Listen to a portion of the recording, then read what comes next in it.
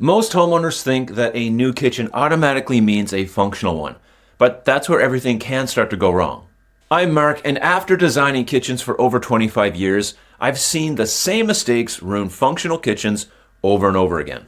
In this video, I want to show you what those mistakes are and how you can design a kitchen that actually works for you every single day. Have a look at this kitchen. It's quite old and by default has some issues that you'll want to avoid when redesigning it. And all of these issues will apply to your kitchen as well. Now see if you can spot the first big problem that this kitchen has. There are many, but I'll give you a hint. Look up. Yeah, you guessed it, it's horrible lighting. A single boxed-in fluorescent light is probably one of the worst options you can choose for your kitchen. You might as well put a boob light up there. Now, I realize that there are very few people using these kind of lights anymore. However, the type of light is not the only issue. It's the placement of the light. It seemed to be commonplace in these older kitchens just to install one light in the middle of the room.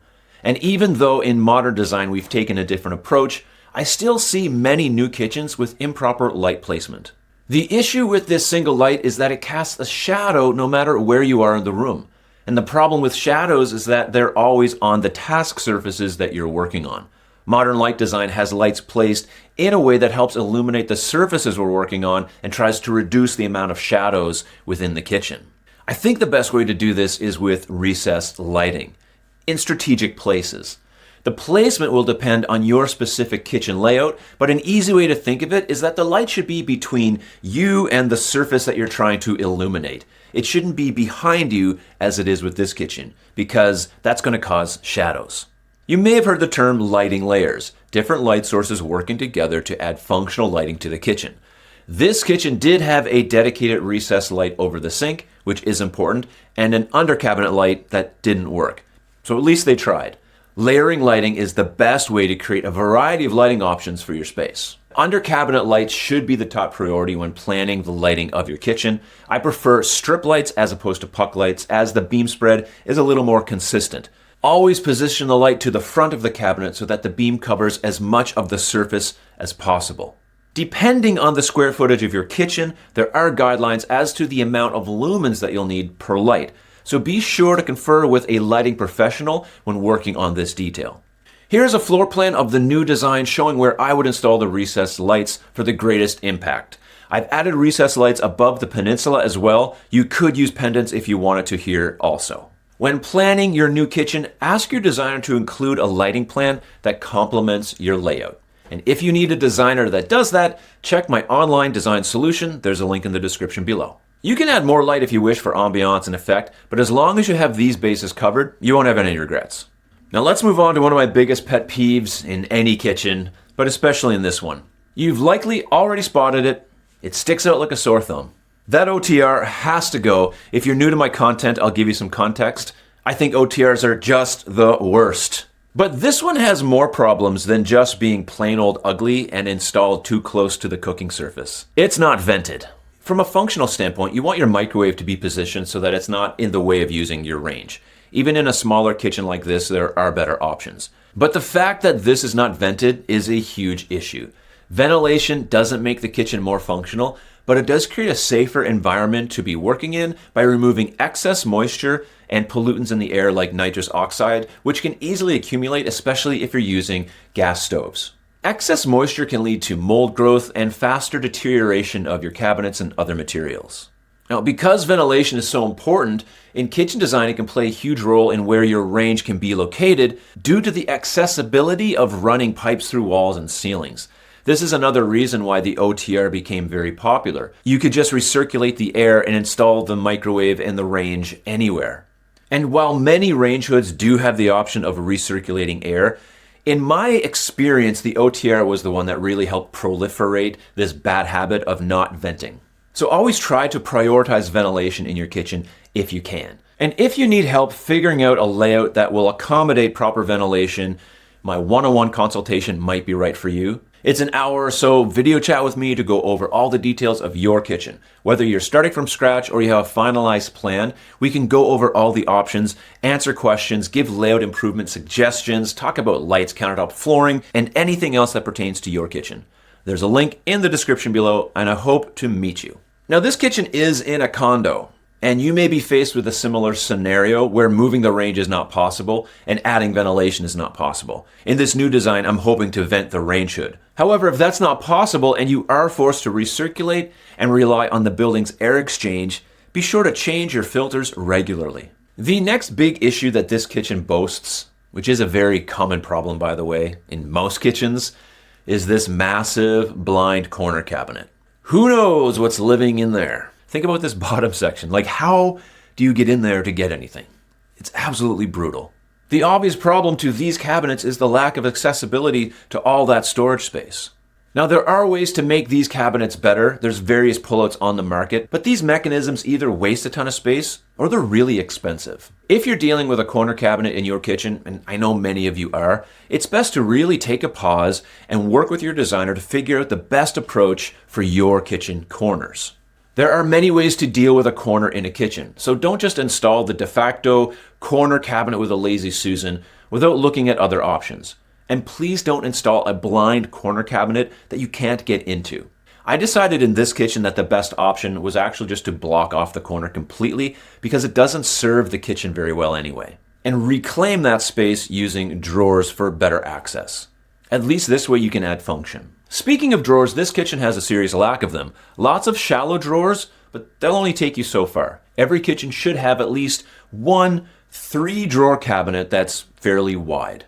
Because you need something better than that blind corner cabinet to store some of those big items, like pots and pans and small appliances and bakeware and even plates and bowls. Older kitchens like this often had a lack of deep drawer storage, but I see it in new designs as well. There is an argument for adding pullouts to these cabinets instead of drawers, but a good mixture is what you should aim for. You should always have at least one large drawer bank in your kitchen. And of course, this is relatively an easy fix in the new design. Just plan for deep drawer storage. But it's also important not to overdo it with deep drawers. You need to have a good mixture of deep drawers and shallow drawers so that you have a variety of options for storage in your kitchen. You don't want to store small kitchen gadgets in deep drawers, so I've added some 3 and 4 drawer cabinets to this kitchen to balance out all the potential storage needs. Now, when you're designing and planning your kitchen, you'll want to be a little more specific than I am as to what you're storing in each drawer in order to select the right option from your cabinet maker. Now, before we get to this double sink issue, which is coming up, I wanted to fix the lack of pantry storage. This kitchen is small, but there's still room to add pantry storage. Always be thinking about where you're going to store your food. And this kitchen has no system for that. There's plenty of counter space, however, so reclaiming some of this for storage is well worth it.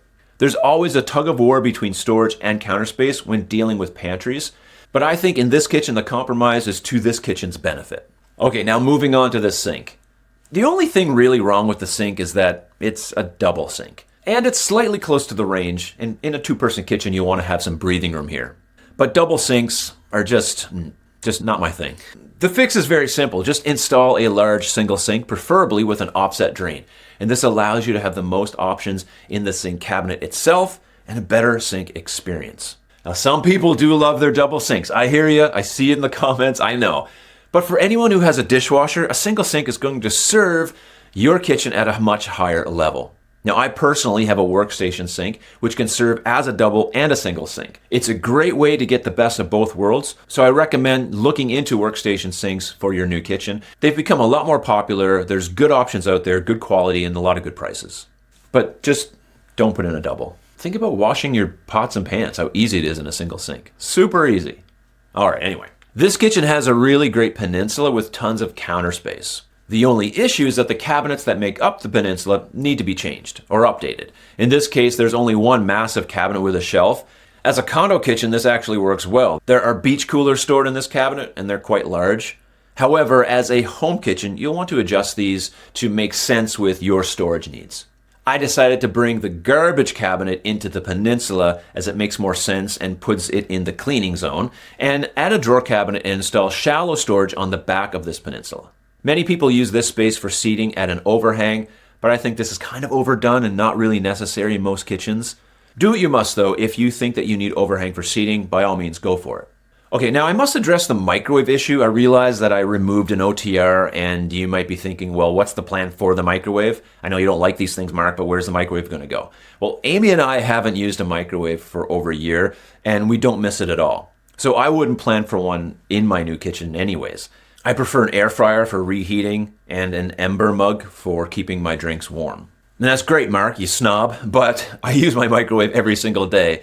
And so if that's you, you do need to consider where you're going to put your microwave. Now, I think that the best place for a microwave, and you might think this is a stupid idea, but really think through this, is putting the thing on the countertop, because that is where you use it the easiest.